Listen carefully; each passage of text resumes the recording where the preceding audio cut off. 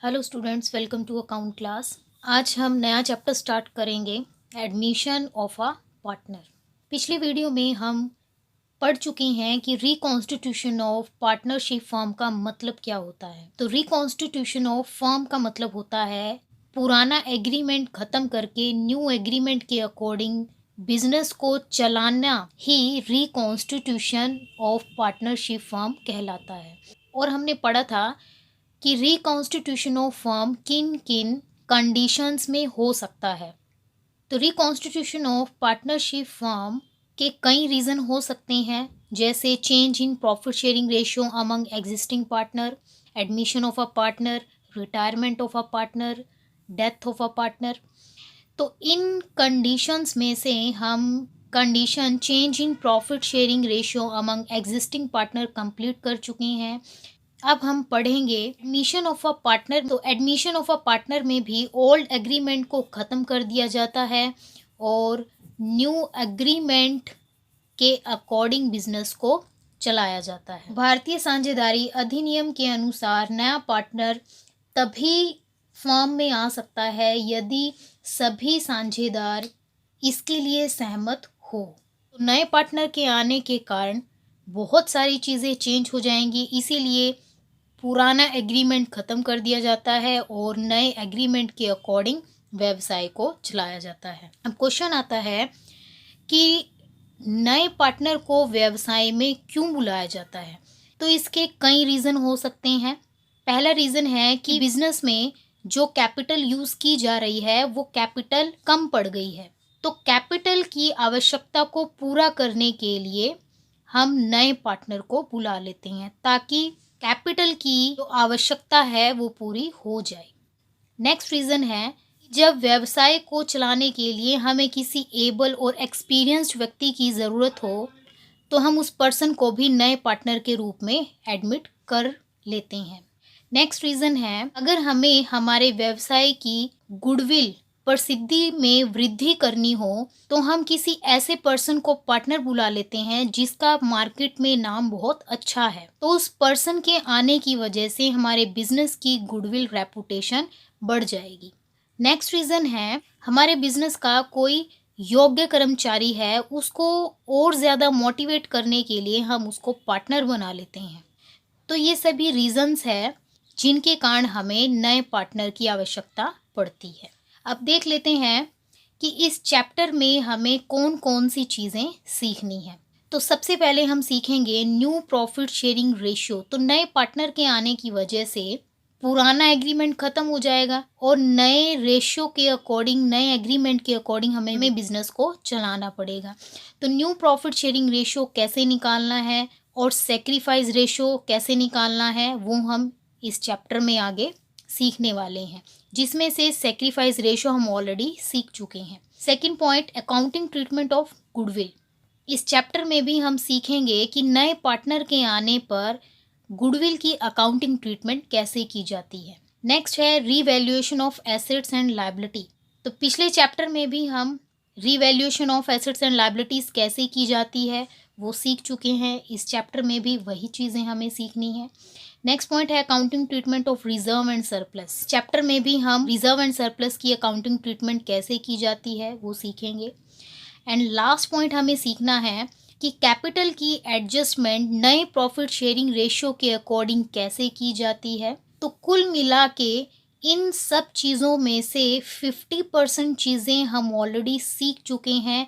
तो जो बचा हुआ 50% है वो हमें सीखना है। अगर आपने पिछला चैप्टर अच्छे से रिवाइज किया है तो ये चैप्टर आपके लिए बहुत इंटरेस्टिंग और इजी होने वाला है।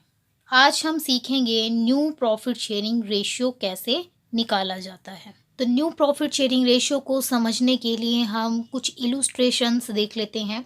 तो A B C are partners in proportion of 3/6, 2/6 and 1/6 respectively. A B C का हमें प्रॉफिट शेयरिंग रेशियो दे दिया गया है 3-2-1। D was admitted in the firm as a new partner with 1/6 share. D नया पार्टनर आ गया है और उसको 1/6 हिस्सा दिया जाएगा। Calculate new profit sharing ratio of the partners. और हमें नया प्रॉफिट शेयरिंग रेशियो निकालना है। तो इस क्वेश्चन में हमें ये नहीं दिया गया है कि डी को ए बी सी में से कौन कितना दे रहा है।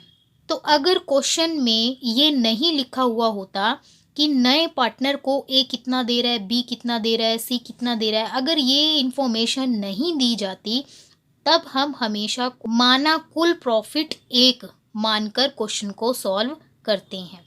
जैसे तो ए बी सी 3 पार्टनर्स हैं और उनका हमें प्रॉफिट शेयरिंग रेशियो दिया है 3-2-1। डी नया पार्टनर आ गया है और उसको दिया जाएगा 1/6। तो इस इंफॉर्मेशन के अलावा हमें क्वेश्चन में और कोई इंफॉर्मेशन नहीं दी गई है। हमें नहीं बताया गया कि डी को ए कितना दे रहा है, बी कितना दे रहा है, सी कितना दे रहा है।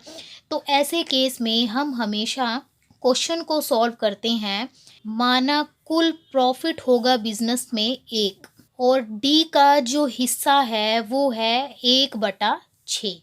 तो बचा कितना, 1 में से 1/6 डी को दे दिया जाएगा और बचेगा कितना वो हम निकाल लेंगे। तो 1 के नीचे कुछ नहीं है, 1 लगा लेंगे। इन दोनों का एलसीएम 6 आएगा। 6 माइनस 1 5/6। तो ये जो 5/6 हिस्सा बच गया है ये किसके लिए है, ये old partners A B C के लिए है। तो 5/6 में से ए का कितना, बी का कितना, सी का कितना, ये हमें कैसे पता चलेगा। तो जब भी क्वेश्चन में कोई इंफॉर्मेशन ना दी गई हो कि डी को कौन सा पार्टनर कितना दे रहा है, तो ऐसे केस में तो बचे हुए प्रॉफिट को हम ओल्ड पार्टनर्स में ओल्ड रेशियो में डिवाइड कर देंगे। तो इस 5/6 में से ए का हिस्सा कितना होगा, 3/6। ऐसे ही बी का 5/6 में से बी का हिस्सा कितना होगा, 2/6। ऐसे ही सी का 5/6 में से सी का कितना होगा, 1/6। अब इनको हम गुना कर लेंगे।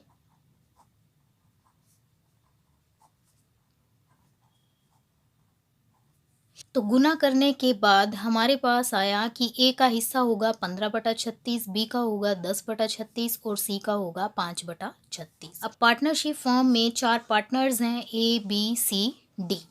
ए का हिस्सा होगा 15/36, बी का हिस्सा होगा 10/36 और सी का हिस्सा होगा 5/36 और डी का हिस्सा हमें दिया गया है 1/6। न्यू रेशियो तब तक नहीं बनेगा जब तक इन सब का हर बराबर नहीं होगा। तो अब हमें इन सब का हर डिनोमिनेटर बराबर करना पड़ेगा। तो सभी हर का अब हम एलसीएम ले लेंगे। एलसीएम आएगा 36। तो 36 के पहाड़े में 36 1 पे आता है, इसलिए ऊपर वाले को हम 1 से गुना करेंगे, 15। ऐसे ही 10 5। 6 के पहाड़े में 36 आता है 6 पे, इसलिए अंश को हम 6 से गुना करेंगे, 6। तो अब फर्म में 4 पार्टनर्स हैं, ए बी सी डी, और उनका न्यू प्रॉफिट शेयरिंग रेशियो है 15 10 5 6। तो जब भी क्वेश्चन में हमें नहीं बोला गया हो कि नए पार्टनर को कौन कितना हिस्सा दे रहा है, तो ऐसे केस में हम लेट द टोटल प्रॉफिट 1 करके क्वेश्चन को इस तरह से सॉल्व करेंगे।